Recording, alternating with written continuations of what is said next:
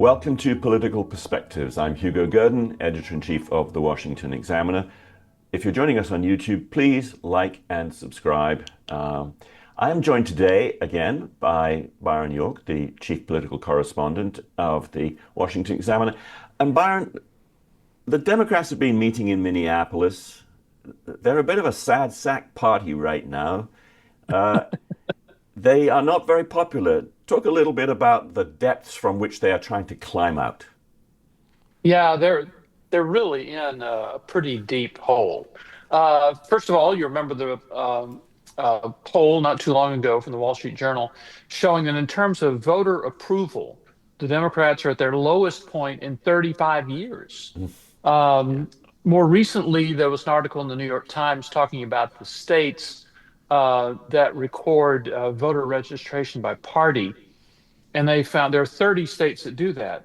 And they found that Democrats had lost ground to Republicans in every single one of those 30 states in Yeah, the last 4 years.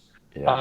Obviously, they're coming out on the wrong side of a few issues, specifically immigration and crime.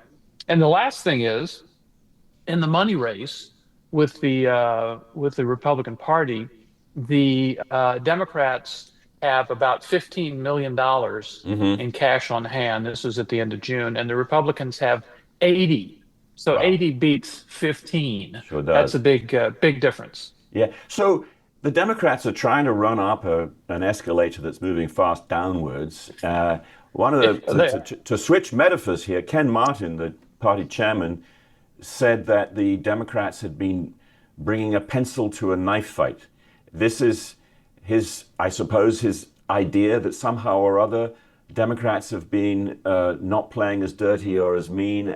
as Republicans. To a lot of people, I think to a lot of our viewers, this will seem like an outlandish suggestion. What do you make of that?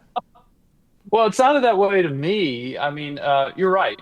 After all the problems I just listed, there are some Democrats who feel the biggest problem of the party is that they are being too nice to President Trump. And, look, any Republican would say, well, there was a span of a few months in 2023 in which Democratic prosecutors filed 91 felony charges Right. against President Trump, then former President Trump. There was the Democratic Attorney General's effort to destroy his business empire, which made a lot of progress, now getting overturned in New York State. There was the effort by state attorneys general to use the 14th Amendment to Hmm. declare him ineligible for office, and a lot more that we call, put under the big topic of lawfare. So I think the idea that Democrats have been too nice to the president is just kind of nuts. What it sounds like is if they're just emphasizing the extent to which they need to be aggressive and mean and fight back in the way that they suggest that the Republicans are fighting, that's all about the way in which they fight, not the things that they are Yeah. fighting over. Is there any indication that they are actually looking at some of the policies that made them so Yeah. unpopular? You mentioned It's, immigration, you mentioned inflation, etc. Are there any ways in which they are saying, we got that wrong, let's change that policy? that is a great question. Obviously, it's the substance versus style question, and the answer is no, not really, because what you find when a party is off track, Right. and certainly on some issues, the Democrats are off track. You'll find a number when they're actually in the wrong place on policy issues, like they're on the wrong place in illegal immigration. They're actually on the wrong place on crime. You'll find a number of people in the party who say what they really have is a messaging problem.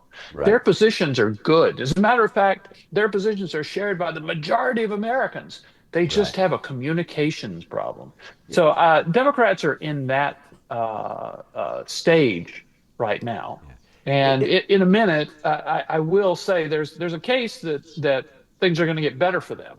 mhm. But right now, they really ought to be examining the substance of their positions. So before we get on to how it might get better for them, is there also, let me ask you, something about the fact of that period when you're out of power and you've just lost election or elections and you really have no levers of power in your grip, whatever, Yeah. where, as it were, ordinary people, the public, who might be Democrats, they kind of go away and they're not as active anymore. They kind of lose a bit of interest. They just go and get on with Yeah. their lives. The people who stay really active are the activists, and the Yeah. activists are more extreme. So they have a much more vested interest in the extreme policies, whether it be wokeism, the trans agenda, whether it's Palestine, whether it's, you know, socialism in its various forms. And that's perhaps why we're seeing, for, you know, Mandami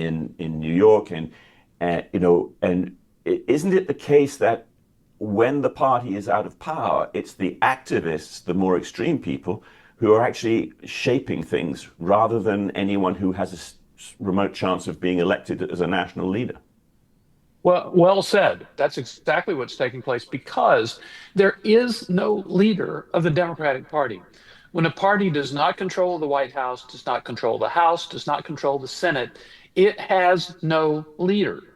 And in that vacuum, what happens is exactly what you said, which is that the voices out on the fringe are usually the loudest voices, the most passionate voices. They get the most attention. And that's exactly what's happening now, which is exactly the wrong thing to be happening for Democrats right now. Now, Yeah. if they win control of the House, they'll have a Speaker of the House. Now, that's not a leader like a president is, but it'll clearly be the senior Democrat in the party, and perhaps then they can actually get a little leadership. So let's just talk briefly about those leaders as our kind of final thought. I mean, you mentioned recently what Gavin Newsom is doing. You talked a Mm. bit about J.B. Pritzker. Both men would like to be president, and we can assume that they will throw their hats into the ring at some point for the 2028 presidential election. They have been going to their own extremes, haven't they? Somewhat different extremes. But talk a little bit about what they've been doing to raise their profile. You know, I kind of hate to say this, but they've been kind of clownish, is what they've been doing. Is that obviously Newsom decided to lead this redistricting fight in California to counter what was being done in Texas. That's probably for the party a bad idea, but there are a lot of Democrats who say, well, at least he's fighting. Right. On the other side of what Newsom is doing, he's turned himself into kind of a Trump troll, and Hmm. he posts a lot on Twitter in a mock Trump style, like your favorite governor, Gavin C. Newsom, you know, quite Right. good looking, and thank you for your attention to this matter. You know, so he's doing that, and so you know, is that going to work? I don't know. And then Pritzker is actually one of the more pugilistic of the Democratic candidates, and Hmm. he is fond of calling the president a Nazi. So he's in Right. kind of that category. Yeah. Now, is that going to work? You know, I don't know. But right now, Democrats seem to be the ones who are, to refer to what you said before, the ones who are paying most attention now seem to be looking for the leader who's the most strident against Yeah. Trump. Yeah. There's a kind of dichotomy here, and this is, I suppose, the last thing that I will get to, and that is they think that what they're trying to do. I mean, Gavin Newsom, very obviously, he looks at Trump, and a lot of Democrats have been look at Trump, and they say there's something kind of outlandish. He's rather extraordinary in the way he behaves. He has these amazing sort of social media posts. We've got to be more Yeah. like that. But what they Yeah. miss about Trump, and this goes back to their policy, is that Trump puts those very unusual and to some people distasteful political skills to the service of an agenda which seems to people to recognize their real concerns. They're people Yeah. who feel that they have been left behind by the society. The Democrats, by not changing policy, but just trying to do a kind of turn themselves into Trump light, or I don't know, they're to mimicking him and being more extreme, are just doing, again, appearances rather than reality. Is that right? Yeah, I think it's absolutely correct. Look, Trump is a showman. I mean, he had a very popular program on television for a long time. And so he's a real showman, but the showmanship is in service of an actual agenda, of an Right. actual policy agenda. He really did fix the problem at the border. He really is taking on crime now in the city of Washington and across the country. So Right. those are real things. And so you're right. If you're just doing the style, and if you're just kind of parodying Right. Trump, and what Newsom is doing is, maybe some of our viewers will remember back in the at the late George W. Bush era, Stephen Colbert started a TV show in Hmm. which he stayed in character, and he was supposedly a kooky right winger on Hmm. Fox News. Hmm. And so he did the whole show in character, of course, making fun of the right and of conservatives, and it was very popular for a while. That's kind of what Newsom is doing now.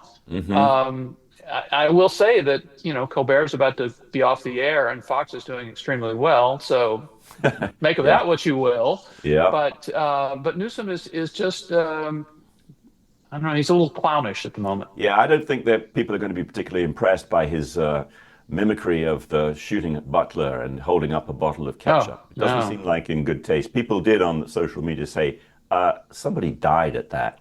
Anyway, that's where we'll Yep. leave it, Byron. Thanks very much for joining me on the show, and thank you all for joining us. Join us again next time on Political Perspectives.